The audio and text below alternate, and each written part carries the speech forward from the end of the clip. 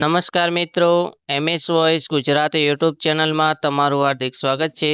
આજના આ વિડીયોમાં તમને વહાલી દીકરી યોજના વિશે માહિતી આપવામાં આવશે.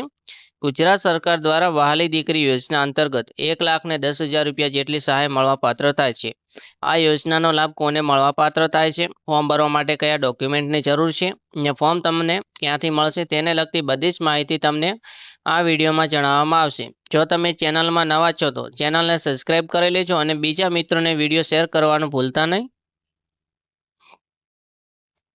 આ યોજના શરૂ કરવાનો સરકારનો ઉદ્દેશ્ય શું હતો? તો દીકરીઓનો જન્મદર વધારવા, દીકરીના શિક્ષણને ઉત્તેજન આપવા અને ડ્રોપઆઉટ રેશિયો ઘટાડવા માટે, દીકરી અને સ્ત્રીનું સમાજમાં સશક્તિકરણ કરવા માટે અને બાળ લગ્ન અટકાવવાના ઉદ્દેશ્યથી સરકાર દ્વારા આ યોજના અમલમાં મૂકવામાં આવી હતી. આ યોજના અંતર્ગત કેટલી સહાય મળવાપાત્ર થાય છે? આ યોજનામાં પ્રથમ હપ્તો દીકરી જ્યારે ધોરણ 1માં પ્રવેશ મેળવે છે ત્યારે તેને 4,000 રૂપિયાની સહાય મળવાપાત્ર થાય છે ને બીજો હપ્તો દીકરી જ્યારે 9મા ધોરણમાં પ્રવેશ મેળવે છે ત્યારે 6,000 રૂપિયાની સહાય મળવાપાત્ર થાય છે ને ત્રીજો અને છેલ્લો હપ્તો દીકરી જ્યારે 18 વર્ષની ઉંમરે ઉચ્ચ શિક્ષણમાં અભ્યાસ કરવા માંગે છે અથવા તો લગ્નમાં સહાયક તરીકે 1,00,000 રૂપિયા સુધીની સહાય મળવાપાત્ર થાય છે. પરંતુ જો દીકરીના બાળ લગ્ન થશે તો આ સહાય મળવાપાત્ર થશે નહીં, તેની પણ તમારે ધ્યાન રાખવાનું રહેશે. 18 વર્ષની વય અગાઉ દીકરીનું મૃત્યુના કિસ્સામાં વહાલી દીકરી યોજના અંતર્ગત બાકી રહેતી સહાય રકમ મળવાપાત્ર થતી નથી. અરજીમાં દર્શાવેલ મુખ્ય કમાનાર વ્યક્તિનું જો 18 થી લઈને 60 વર્ષ વચ્ચેની ઉંમરમાં નિધન થાય છે તો સરકાર દ્વારા 10,000 રૂપિયા સુધીની લાભાર્થી દીકરીને સહાય આપવામાં આવે છે. આવા કિસ્સામાં નિધન પામનાર મુખ્ય કમાનાર વ્યક્તિનો મૃત્યુનો દાખલો અને જન્મ તારીખના પુરાવા સાથે મહિલા અને બાળ વિકાસ અધિકારીની કચેરીએ અરજી કરવાની રહેશે. આ યોજનાનો લાભ કઈ દીકરીઓને મળવાપાત્ર થાય છે? તો આ યોજના 2 ઓગસ્ટ 2019ના રોજ અમલમાં મૂકવામાં આવી હતી. આથી 2 ઓગસ્ટ 2019ના રોજ અને ત્યારબાદ જન્મેલ દીકરીઓને આ યોજનાનો લાભ મળવાપાત્ર થાય છે. દંપતીની પ્રથમ 3 સંતાનો પૈકી તમામ દીકરીઓને આ યોજનાનો લાભ મળવાપાત્ર રહે છે અને અપવાદરૂપ કિસ્સામાં બીજી ત્રીજી પ્રસૂતિ વખતે કુટુંબમાં એક કરતાં વધારે દીકરીઓનો જન્મ થાય અને દંપતી દીકરીઓની સંખ્યા 3 કરતાં વધુ થતી હોય તો તમામ દીકરીઓને આ યોજનાનો લાભ મળવાપાત્ર થશે. બાળ લગ્ન પ્રતિબંધક અધિનિયમ 2006ની જોગવાઈઓ મુજબ પુખ્ત વયે લગ્ન કરેલ હોય તેવા દંપતીની દીકરીઓને આ યોજનાનો લાભ મળવાપાત્ર થાય છે. જેમના પણ બાળ લગ્ન થયા છે તેવા માતા પિતાની દીકરીઓને આ યોજનાનો લાભ મળવાપાત્ર થશે નહીં. તથા આ યોજના અંતર્ગત લાભ મેળવવા માંગતા દંપતી પતિ પત્નીની સંયુક્ત વાર્ષિક આવક મર્યાદા ગ્રામ્ય અને શહેરી વિસ્તાર બંને માટે એક સમાન છે. જેમાં તમારી આવક મર્યાદા 2 લાખ રૂપિયા કે તેથી ઓછી હશે તો જ તમે આ યોજનાનું ફોર્મ ભરી શકશો ને આવક મર્યાદાની પાત્રતા લાભાર્થીના જન્મના તરત આગળના વર્ષના 31 માર્ચ રોજ પૂર્ણ થતા વર્ષના સંદર્ભમાં લેવામાં આવશે. એકલ માતા પિતા સિંગલ પેરેન્ટ જેવા કે વિધવા વિધુર વ્યક્તિ છૂટાછેડેલના કિસ્સામાં એકલ માતા પિતાની આવક મર્યાદા ધ્યાનમાં લેવામાં આવશે.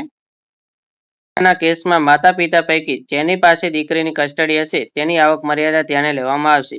અને છૂટાછેડા વ્યક્તિ વિધુર વિધવા થયા બાદ પુનઃ લગ્ન કરેલ હોય અને અગાઉના લગ્નથી દીકરી થયેલ હોય તો દીકરીની કસ્ટડી જે પણ દંપતીની પાસે હશે તેની સંયુક્ત આવક મર્યાદા ધ્યાનમાં લેવામાં આવશે.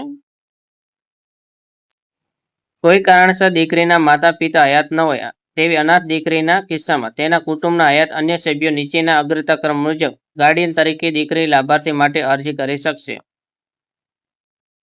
સૌપ્રથમ ગાર્ડિયન તરીકે દીકરીના દાદા દાદી ગણવામાં આવે છે. ત્યારબાદ લાભાર્થી દીકરીના અવસાન પામેલ પિતાના પરિણીત અપરિણીત ભાઈઓ પૈકી તેમની પત્નીઓ પણ આ યોજના માટે અરજી કરી શકશે. લાભાર્થી દીકરીના અવસાન પામેલ પિતાની પરિણીત અપરિણીત બહેનો પૈકી કોઈ પણ બહેન આ યોજનાનો લાભ મેળવવા માટે અરજી કરી શકશે. ઉક્ત કુટુંબના સભ્ય પૈકી જો કોઈ હયાત ન હોવાના અસાધારણ કિસ્સામાં સૌથી નજીકના કુટુંબના સભ્ય ખાસ કિસ્સા તરીકે અરજી કરવાની રહેશે. સરકાર માન્ય અનાથાલય કે અન્ય સમાજસેવી સ્વૈચ્છિક સંસ્થાઓમાં આશ્રિત દીકરી અનાથ દીકરીના કિસ્સામાં જે તે સંસ્થા લાભાર્થી દીકરી વતી અરજી કરી શકશે. અનાથ દીકરીના કિસ્સામાં સંબંધિત ગાર્ડિયનની આવક મર્યાદા ધ્યાનમાં લેવામાં આવશે અને દત્તક લીધેલ દીકરીના કિસ્સામાં દત્તક લીધેલ દંપતીની સંયુક્ત આવક મર્યાદા ધ્યાનમાં લેવામાં આવશે. આ યોજનાનો લાભ લેવા માટે કયા ડોક્યુમેન્ટની જરૂર પડશે? તો સૌપ્રથમ તો જે પણ દીકરી છે તેના જન્મ પ્રમાણપત્રની જરૂર પડશે. ત્યારબાદ દીકરીના આધાર કાર્ડની જરૂર પડશે. જો દીકરીનું આધાર કાર્ડ તમે કઢાવેલ નથી તો સૌપ્રથમ તમારે દીકરીનું આધાર કાર્ડ કઢાવવાનું રહેશે અને ત્યારબાદ જ તમે આ યોજના માટે અરજી કરી શકશો. લાભાર્થી દીકરીના માતા પિતાના આધાર કાર્ડની પણ જરૂર પડશે. જો તમારી પાસે આધાર કાર્ડ હતું ને ખોવાઈ ગયું છે તો સૌપ્રથમ તમારે આધાર કાર્ડ કઢાવવાનું રહેશે ને ત્યારબાદ તમે અરજી કરી શકશો. ત્યારબાદ લાભાર્થી દીકરીના માતા પિતાના લગ્ન પ્રમાણપત્રની જરૂર પડશે. જે પણ લાભાર્થી દીકરીના માતા પિતા પાસે લગ્ન પ્રમાણપત્ર નથી તેઓ આ યોજના માટે અરજી કરી શકશે નહીં, તેનું પણ તમારે ખાસ ધ્યાન રાખવાનું રહેશે. દીકરીના માતા પિતાની અથવા તો એકલ માતા પિતા અથવા તો વાલી દ્વારા અરજીના કિસ્સામાં કુલ વાર્ષિક આવક મર્યાદાનું પ્રમાણપત્ર ગ્રામ પંચાયત તલાટી, મામલતદાર અથવા તો તાલુકા વિકાસ અધિકારી અથવા તો ચીફ ઓફિસર દ્વારા આપવામાં આવેલ હોવું જરૂરી રહેશે. તેના સિવાયનું કોઈ પણ પ્રકારના અધિકારીનું પ્રમાણપત્ર માન્ય રાખવામાં આવશે નહીં. ત્યારબાદના ડોક્યુમેન્ટમાં દીકરી અથવા તો માતા પિતાના નામે બેંક ખાતાની જરૂર પડશે. જો તમારી પાસે બેંક ખાતું નથી તો તમારે બેંક ખાતું ખોલાવવાનું રહેશે અને બેંક ખાતામાં તમારે આધાર ડીબીટી એક્ટિવ કરાવવાનું રહેશે. ત્યારબાદ રેશન કાર્ડની જરૂર પડશે અને નિયત નમૂના મુજબ સ્વ ઘોષણા પત્રક તમારે ભરવાનું રહેશે અને તથા દીકરીના એક તાજેતરના પાસપોર્ટ સાઇઝ ફોટાની પણ જરૂર રહેશે. 2 ઓગસ્ટ 2019ના રોજ અને ત્યારબાદ જન્મેલ દીકરીના કુટુંબીજનો દ્વારા દીકરીના જન્મના 1 વર્ષની સમય મર્યાદામાં જરૂરી આધાર પુરાવા સહિત અરજી કરવાની રહેશે.